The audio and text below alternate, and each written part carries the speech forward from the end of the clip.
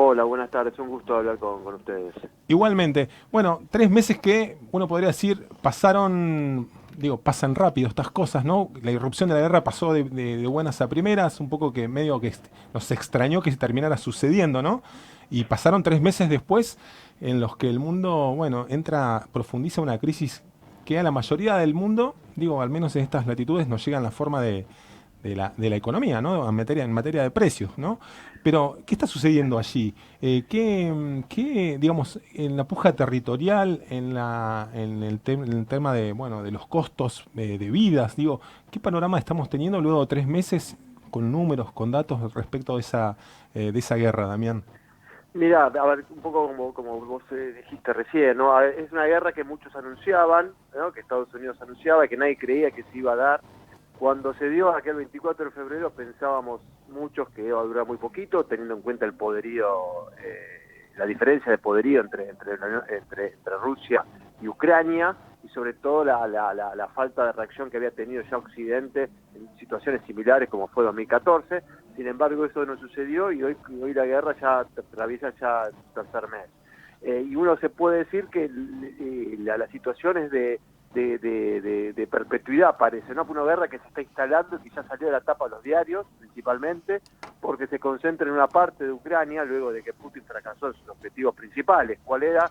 Quedarse con Kiev, de esa manera sacar al gobierno de Zelensky y obviamente romper el statu quo y quedarse claramente con Ucrania. Eso no lo logró gracias a una reacción muy, creo yo, eficiente, muy coordinada de Occidente, encabezada por Estados Unidos y los países europeos, que dieron muchos buenos resultados, sobre todo en el envío de logística y de armamentos, y sobre todo por el tema de las sanciones, que fueron muy, muy fuertes, y también claramente por la resistencia ucraniana, ¿no? Que nadie se la vio venir tampoco, pero los ucranianos demostraron una gran capacidad de resistencia, aprendida también de lo que fue la experiencia de Crimea a partir de 2014.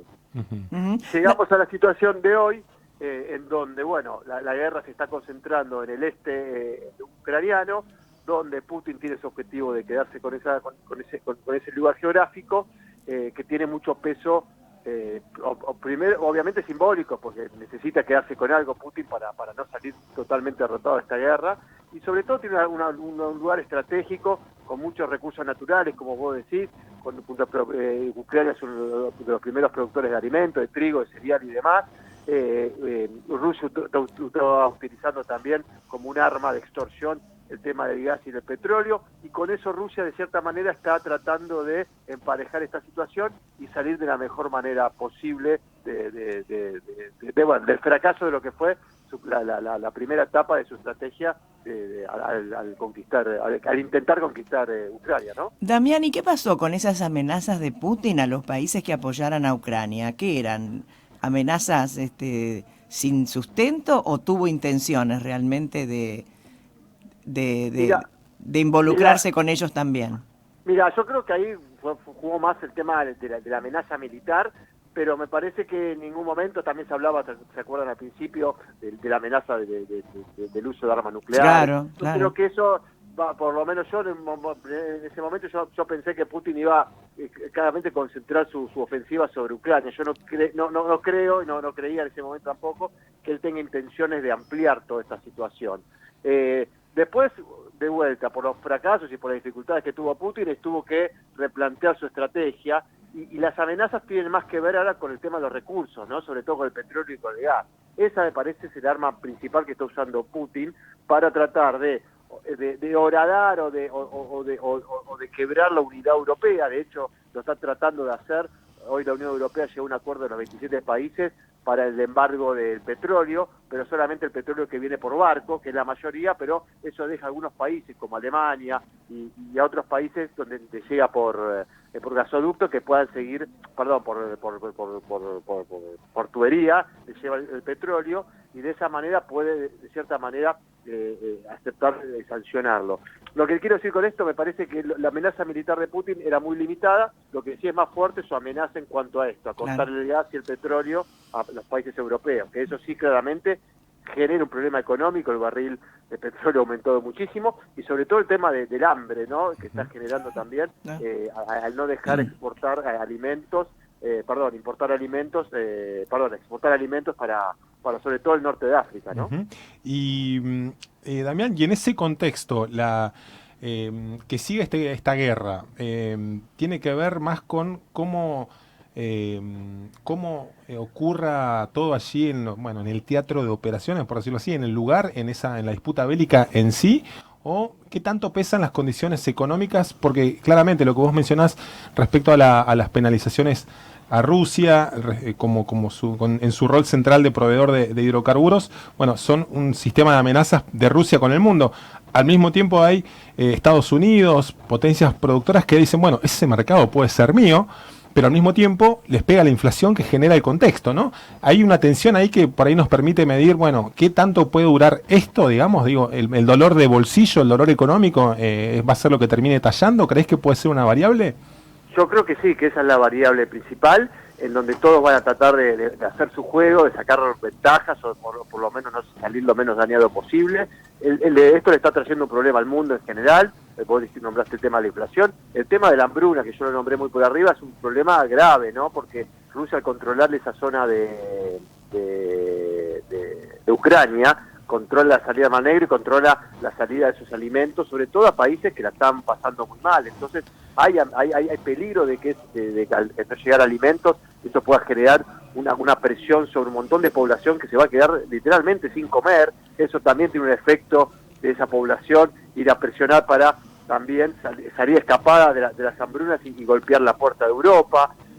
Otro tema también me parece importante, ¿qué hacer con Rusia? ¿Cómo aislar a Rusia después de la guerra? Digo, Rusia no puede quedar como un país aislado, como en algún momento fue Venezuela, o con un momento fue Cuba, digo, porque Rusia es una potencia nuclear, entonces, y tiene un poder de vuelta muy fuerte sobre el tema de la economía. Entonces me parece que los actores de cierta manera se van a empezar a acomodar. Macron de cierta manera se le está diciendo a Zelensky a ver si podemos salir a negociar. Me parece que todo esto va a llevar de alguna manera al que se busque encontrar un punto de equilibrio. Yo creo que es muy difícil en estas circunstancias, ¿no? Dejar en un punto de que todos conformes y como terminemos la guerra acá.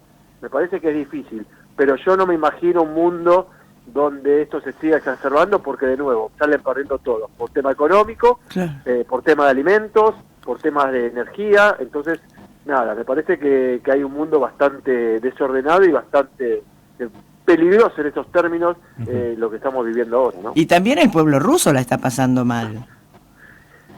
Sí, ahí yo no tengo mucha más información, pero claramente, digo, me parece que Putin ha logrado de cierta manera, de vuelta, hay muy poca información fidedigna sobre lo que está pasando en Rusia, ¿no? Yo creo que Putin también tiene un límite sobre esta situación, ¿no? Porque el boicot es muy fuerte, las sanciones son muy fuertes, si bien quizás no pegaron del todo todavía, en algún momento van a pegar, y eso va a pegar en las clases medias, en las clases medias altas, pero también va a pegar quizás en muchos sectores de la población que vienen apoyando a Putin. De todas maneras, Putin tiene un control muy férreo sobre todas las estructuras institucionales, económicas, políticas de Rusia, y según la información que uno puede acceder, no estaría en peligro, si se quiere, su poder o su permanencia en el cargo. Cosa que alguna vez Biden dijo en un momento hay que sacarlo a Putin del poder. Cosa muy difícil de vuelta, porque son líderes, dictadores, podemos decirlo abiertamente, que tienen un control férreo sobre todo lo que sucede. Y el tema económico, de cierta manera, lo están tratando de llevar de la mejor forma posible, y acá agrego otro punto más, ¿no? Hay que ver qué hace China, ¿no? China se puede transformar en un socio estratégico, ya es un socio de Rusia, hay que ver qué papel juega para salvar a Rusia también, o para salir al rescate de Rusia en esta situación, ¿no? Hay rumores de que dejaría el gobierno el año próximo, que tiene problemas de salud. ¿Qué habrá de cierto? Es muy difícil saberlo, sí, esos rumores sobre supuestas enfermedades, la verdad que yo prefiero ahí no meterme demasiado, y bueno, nada, me imagino que si esto llegara a suceder, me parece que él tiene armado también su sucesión de una manera bastante planificada. De vuelta, después las cosas pasan y puede haber cualquier tipo de otras situaciones de crisis, pero me parece que yo no me enfocaría en el análisis sobre la posibilidad de que Putin pierda el poder o tenga debilitado su poder ahí en Rusia. Bien, Damián, te hago una última y tiene que ver con, bueno, Argentina en ese contexto, digamos, ¿no? La pandemia que nos vinculó a Rusia, en ese momento en el que no existían las vacunas o no había una distribución tan aceitada como la que hay hoy en todo el mundo, bueno, ese vínculo, ese acercamiento, la invitación de ser puerta de entrada rusa en Latinoamérica. 2 minutos después, en términos geopolíticos, bueno, era el enemigo, ¿no? Alineados mal que mal con Occidente. ¿Cómo ves esos vaivenes de la política exterior argentina? ¿Cómo nos dejan? ¿Son fotos del momento? ¿Eso se recompone? ¿Son deudas que quedan dando vuelta después? ¿Qué ves sobre ese escenario?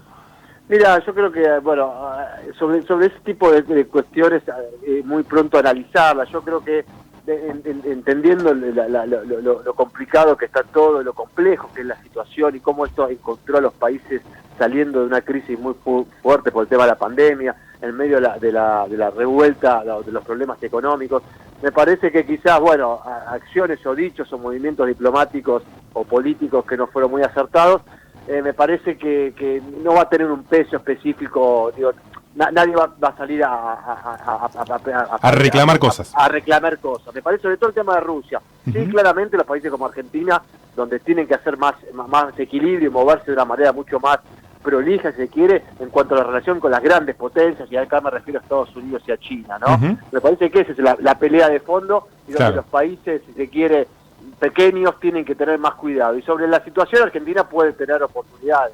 Tanto, bueno, usted lo sabe mejor que yo, las cuestiones energéticas y de recursos, y también la cuestión alimenticia. Pero bueno, no es tan fácil. Argentina es un país complicado desde el punto de vista político y con una crisis muy, muy importante, pero me parece que habría que enfocarse más en eso, en las oportunidades. Suena feo decirlo, pero la guerra le dio a Argentina y a otros países ciertas oportunidades para poder, bueno, de cierta manera, poder ofrecerle al mundo o suplir al mundo con algunas cuestiones como alimentos y energía, que bueno, que el mundo está en crisis por esta situación, ¿no? Damián, como siempre, muchas gracias por tu tiempo, que tengas una muy buena tarde. Gracias a ustedes, hasta luego.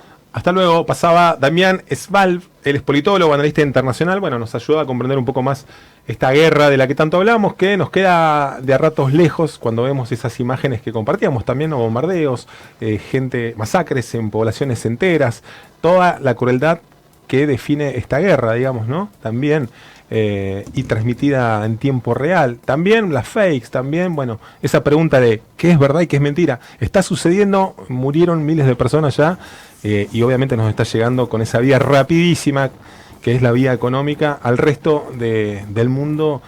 Bueno, lo vemos en esa inflación adicional que padecemos también en Argentina, sobre la que ya padecemos habitualmente.